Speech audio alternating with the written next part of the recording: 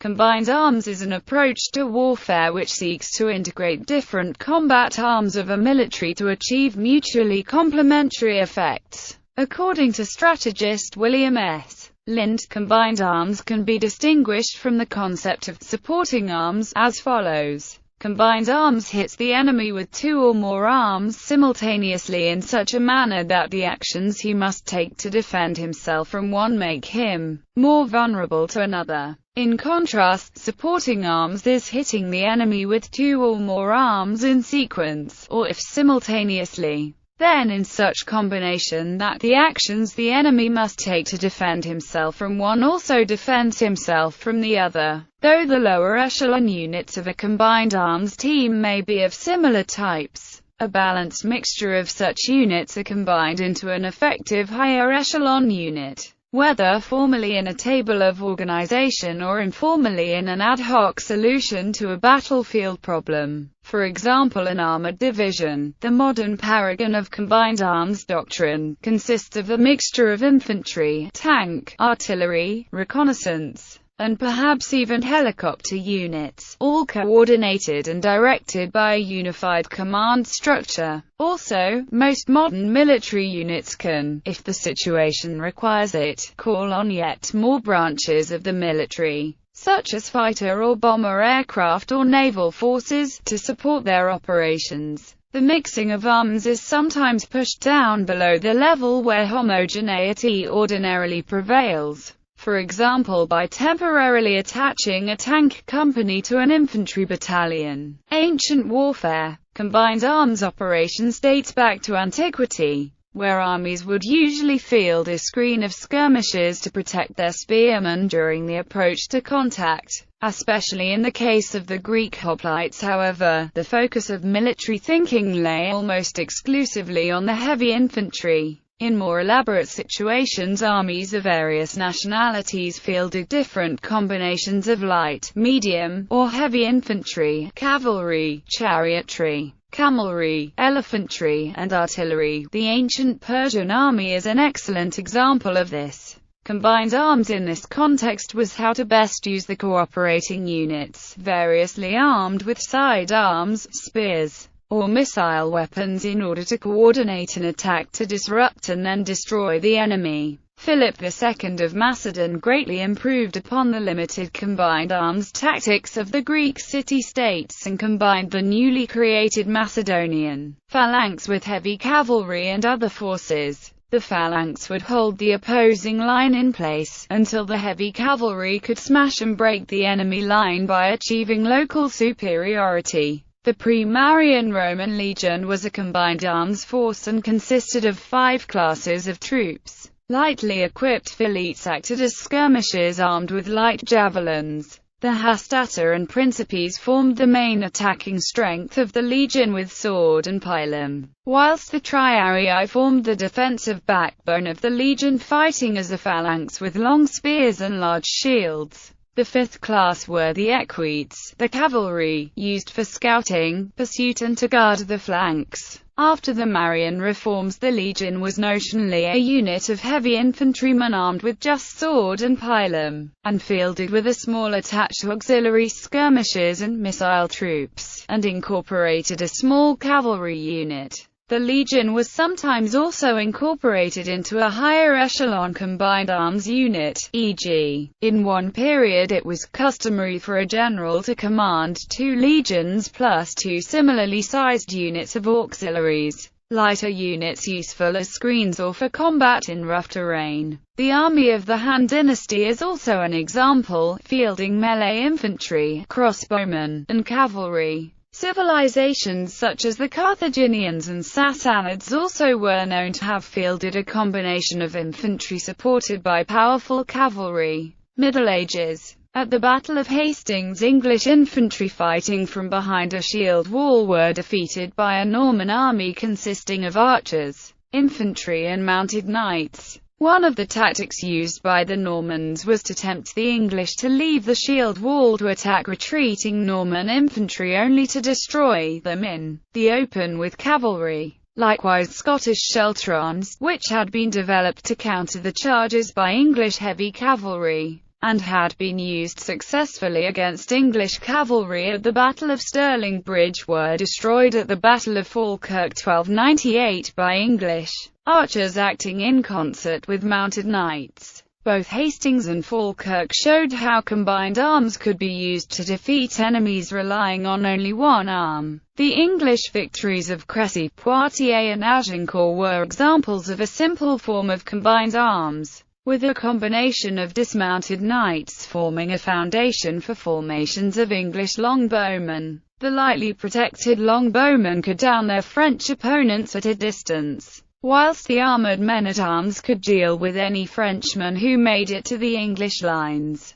This is the crux of combined arms, to allow a combination of forces to achieve what would be impossible for its constituent elements to do alone. 17th to 19th centuries. 17th century saw increasing use of combined arms at lower level. King Gustavus Adolphus of Sweden was the proponent of the idea. For fire support he attached teams of commanded musketeers to cavalry units and fielded light 3-pounder guns to provide infantry units with organic artillery. In Japan, in Battle of Nagashino in 1575, forces of Oda clan successfully employed combined arms against Takeda clan army, which heavily relied on cavalry. The Oda army erected palisades to protect their Ashigaru musketeers that down Takeda's cavalry, while their samurai cut down any enemies who managed to approach melee range. In the 18th century, the concept of the legion was revived.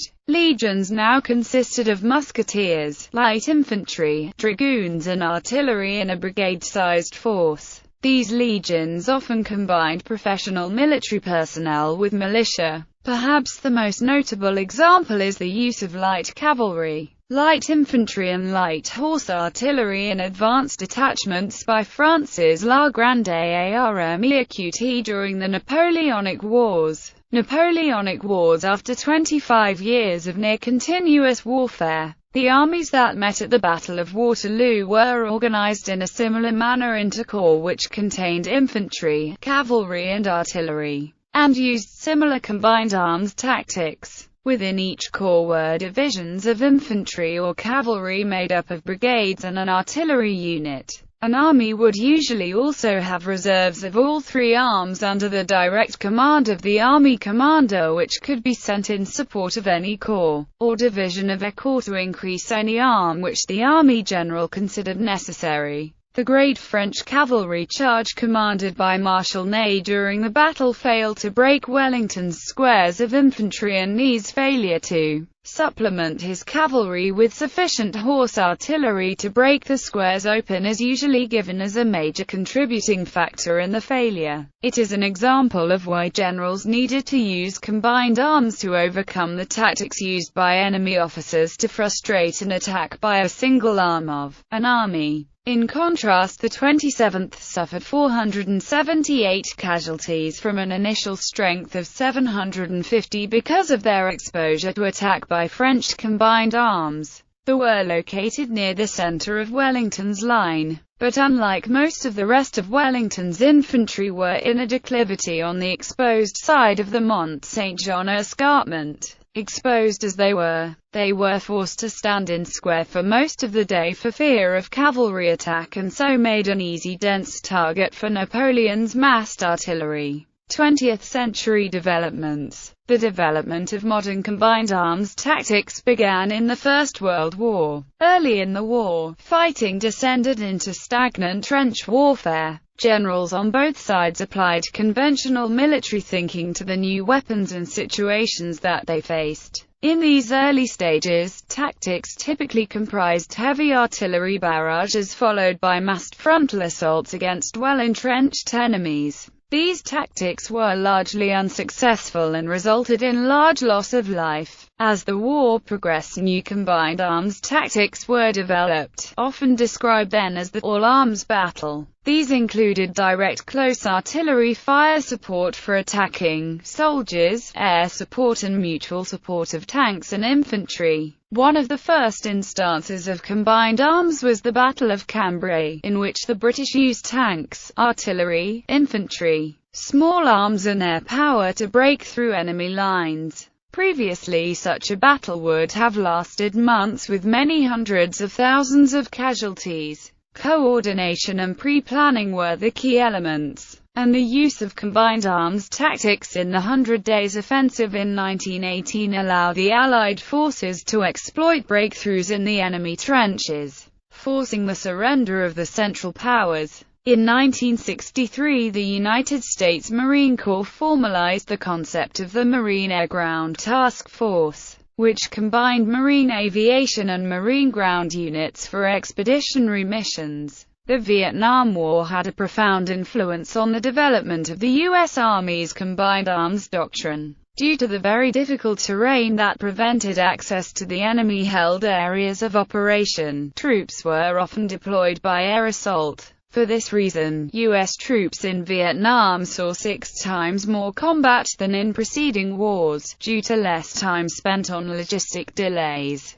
The result, an infantry unit increased in effectiveness by a factor of 4 for its size, when supported with helicopter-delivered ammunition, food and fuel. In time, the U.S. Army in Vietnam also learned to combine helicopter operations and airmobile infantry with the armored and artillery units operating from fire support bases, as well as the U.S. Brown Water Navy and USAF close air support units supporting them. Post-Cold War, in the 1991 Gulf War, a mix of strikes by fixed-wing aircraft including carpet bombing and precision bombing was used in combination with large numbers of strikes by attack helicopters. During the ground assault phase, tanks and other AFVs supported by attack aircraft swept over remaining forces. The front line moved forward at upwards of 40 to 50 km per hour at the upper limit of the Army's tracked vehicles. In 2000, the U.S. Army began developing a new set of doctrines intended to use information superiority to wage warfare. 6 pieces of equipment were crucial for this. AWACS, an airborne look-down radar, JSTARS, GPS, the lowly SINCGARS VHF digital radio, and ruggedized PCs. The mix is supplemented by satellite photos and passive reception of enemy radio emissions, forward observers with digital target designation, specialized scouting aircraft, anti-artillery radars, and gun-laying software for artillery. Everything feeds into the network. Based on this doctrine, many U.S. ground vehicles moved across the landscape alone. If they encountered an enemy troop or vehicle concentration, they would assume a defensive posture, lay down as much covering fire as they could, designate the targets for requested air and artillery assets. Within a few minutes, on-station aircraft would direct their missions to cover the ground vehicle. Within a half-hour, heavy attack forces would concentrate to relieve the isolated vehicle. In an hour and a half, the relieved vehicle would be resupplied.